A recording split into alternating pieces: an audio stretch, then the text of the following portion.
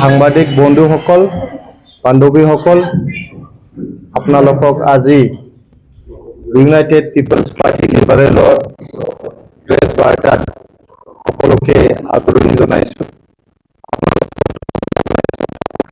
আজিৰ এই প্ৰেছ বাৰ্তাত অংশগ্ৰহণ কৰাৰ কাৰণে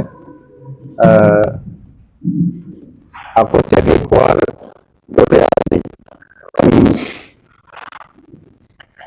16th আসাম এছেম্বলি ইলেকশ্যনৰ কাৰণে ইউনাইটেড পিপলছ পাৰ্টি লিবাৰেলৰ ফাৰ্ষ্ট ফেজ কেণ্ডিডেট ডিক্লেয়াৰ কৰিবলৈ আজি ইয়াতে সকলোৱে একগোট হৈছোঁ।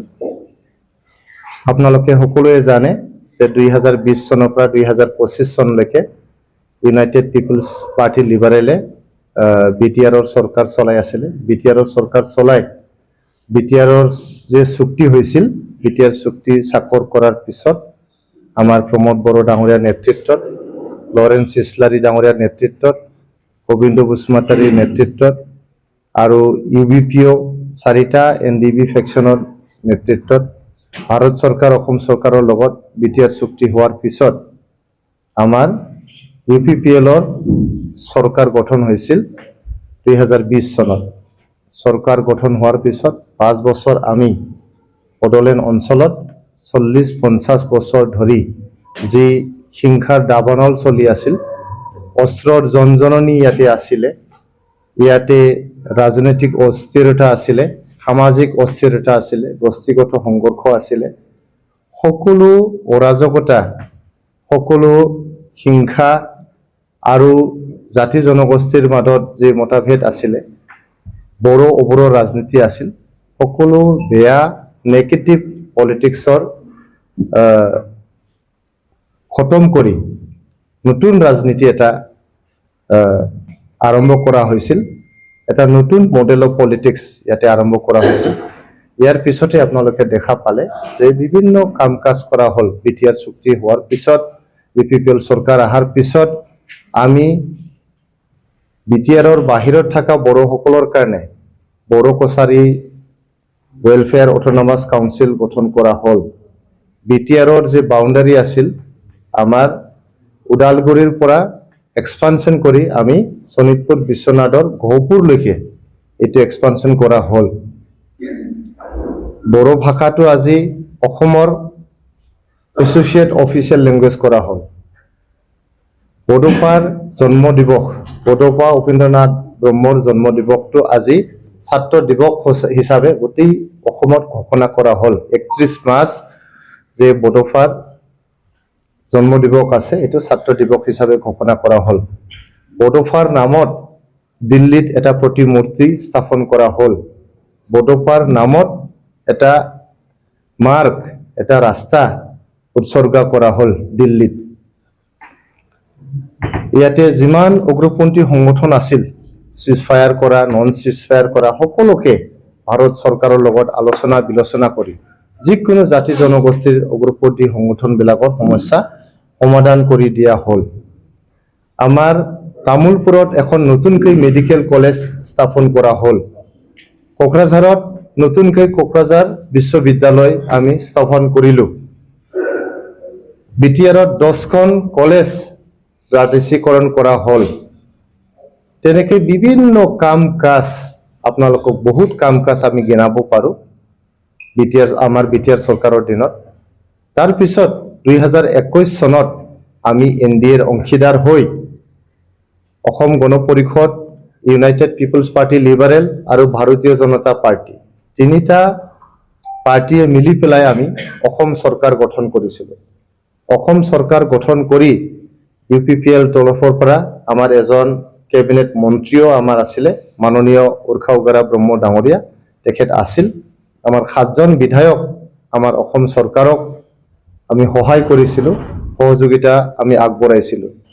আৰু গোটেই অসমত আমাৰ যি চৰকাৰ, UPPL, AGP আৰু BJP চৰকাৰৰ দিনত দ্ৰুত গতিত যি উন্নয়ন হ'ল, বিভিন্ন দিশত, এই অন্তঃগাঁথনিয়ে নহওক কিয়, অনুষ্ঠান প্ৰতিষ্ঠানে নহওক কিয়, শান্তি স্থাপন কৰাটোৱে নহওক কিয়, উগ্ৰপন্থী সমস্যা সমাধান কৰাটোৱে নহওক কিয়, বহুত কাম কাজ আমাৰ হ'ল।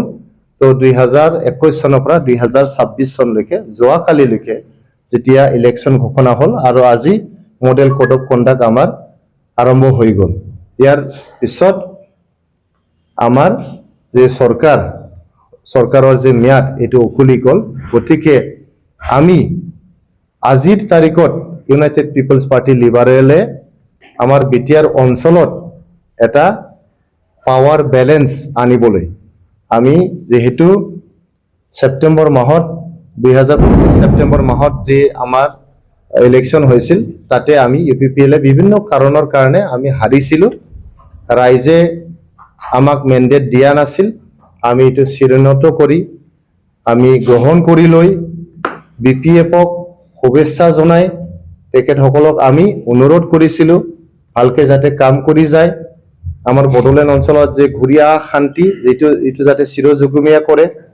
আমাৰ অঞ্চলত সুপাৰ 50ৰ দৰে যে ৰিভলিউচনাৰী এটা মিছনৰ দ্বাৰা দি আমাৰ বড়োলেণ্ড অঞ্চলৰ যুৱক যুৱতীসকলক গুণগত শিক্ষাৰ ফালে আৰু এটা কম্পিটিটিভ এনভাইৰনমেণ্টৰ ফালে আমি লৈ যোৱাৰ কাৰণে যে প্ৰচেষ্টা হাতত লৈছিলোঁ এইবিলাক যাতে আগবঢ়াই লৈ যায় অনুৰোধ কৰি পেলাই আমি বিপিএফ চৰকাৰক শুভেচ্ছা জনাই পেলাই আমি অপজিশ্যনৰ চকীত আমি বহিছিলোঁ।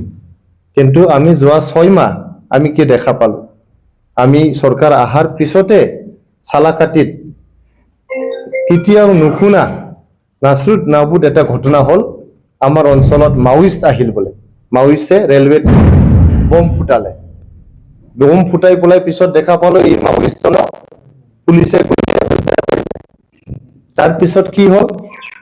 চৰকাৰ প্ৰথম হোৱাই নাই। বিপিএফে জিকিলে 28টা চিট জিকাৰ পিছতে নেক্সট দিনাখনৰ পৰা আমাৰ অঞ্চলত আমি বন্ধ কৰি দিয়া এটা কালচাৰ যোৱাৰ এটা কালচাৰ এইটো আৰম্ভ হ'ল। আমাৰ দিনত যিবিলাক মানে একেবাৰে শেষ হৈ গৈছিল এই যে গৰুৰ চোৰ ছাগলী চোৰ এইবিলাক কালচাৰ আকৌ মানে আমাৰ ইয়াতে মানে গ্ৰাস কৰিবলৈ আৰম্ভ কৰিলে। গতিকে আৰু আপোনালোকে দেখা 20 চনৰ পৰা 2025 চনলৈকে আমাৰ অঞ্চলত কোনো গোষ্ঠীগত সংঘৰ্ষ হোৱা নাছিল। আমি কোনো এটা ৰিলিফ কেম্প দেখা পোৱা নাছিলোঁ। আমি কোনো মানুহ জাতি জনগোষ্ঠীৰ মাজত সংঘাত হৈ মৃত্যু হোৱা আমি দেখা নাছিলোঁ। কিন্তু আমি কোকৰাঝাৰত কাৰিগাঁৱত দেখা পালোঁ 2টা জনগোষ্ঠীৰ মাজত গোষ্ঠীগত সংঘৰ্ষ হ'ল।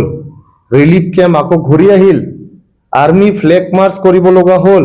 আৰ্মি কেম্প সব বন্ধ হৈ গৈছিল। বাহিৰৰ পৰা আৰ্মি আনি পেলাই ইয়াতে ফ্লেগ মাৰ্চ কৰিব লগা হ'ল।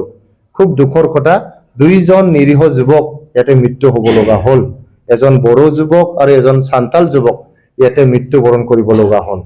গতিকে সকলো দিশত আজি বিটিচিত মানে ক'ব গ'লে এটা অৰাজকতাৰ সৃষ্টি হৈছে, অশান্তিৰ পৰিৱেশ এটা হৈছে আৰু জাতি জনগোষ্ঠীৰ মাজত ভয় আশংকা আকৌ আৰম্ভ হৈছে।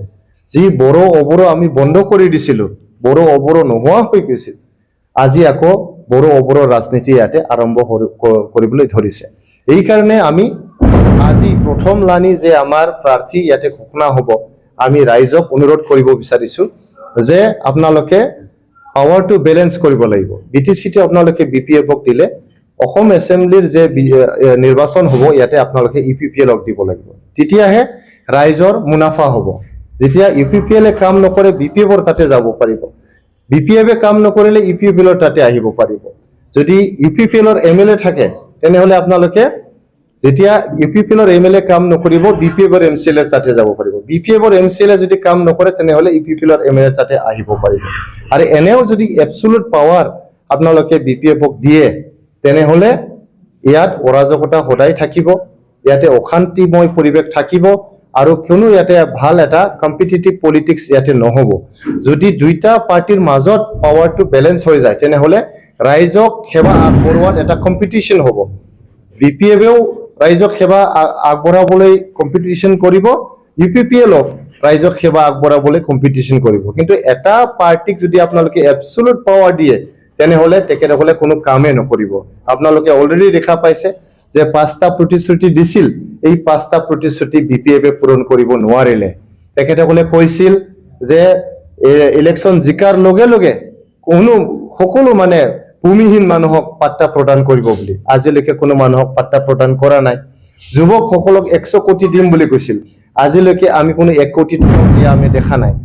মহিলাসকলক 40 কোটি দিব বুলি কৈছিল আজিলৈকে আমি 40 পইচা আমি দিয়া দেখা নাই ইকোনমিক্যালি উইকাৰ সেকশনক 50 কোটি দিম বুলি কৈছিল আজিলৈকে 50 পইচা ইহঁতে দিয়া নাই আৰু আমাৰ সিনিয়ৰ সিটিজেন আৰু বিকলাংগ সকলক 10 কোটি দিম বুলি কৈছিল আজিলৈকে আমি 10 পইচা দিয়া আমি দেখা নাই খালি তেখেতসকলে এক্টিং কৰা মানে ভেকো ভাওনা আৰু এটা ড্ৰামা কৰা আমি দেখা পাইছো মানে মানুহক তেনেকুৱা অনুদান দিয়াৰ নামত খালি ভেকো ভাওনা কিছুমান নিজৰ বিপিএফৰ লিডাৰ আৰু কেডাৰ বিলাকক কেইটামান চেক বিলাই নিজৰ দায়িত্ব তেখেতসকলে সামৰিছে বুলি মই ক'ব বিচাৰিছো গতিকে সকলো প্ৰমিসেস যেহেতু বিপিএফে ভাঙিলে এতিয়া ৰাইজৰ এটা সুবৰ্ণ সুযোগ যে এইবাৰ 9 তাৰিখ এপ্ৰিলত হ'ব লগা যে অসম বিধানসভা নিৰ্বাচন ইয়াতে বিটিআৰ অঞ্চলৰ 15টা সিটত 15টাতে ইউপিপিএলৰ প্ৰাৰ্থীক ভোটদান কৰি আপোনালোকে জয়যুক্ত কৰাই এটা বিটিআৰৰ মাজত পাৱাৰ টু বেলেন্স কৰাৰ এটা সুযোগ আপোনালোকৰ হাতত আছে যাতে ইয়াতে হেলদি এটা কম্পিটিশন হয় কনস্ট্ৰাকটিভ এটা পলিটিক্স হয় আৰু ৰাইজক সেৱা আগবঢ়াৰ যে ৰাজনীতি ইয়াতে যাতে হয় এইটো ৰাইজৰ সন্মুখত মই অনুৰোধ কৰিছো যি নহওক এতিয়া মই আপোনালোকৰ সন্মুখত আমাৰ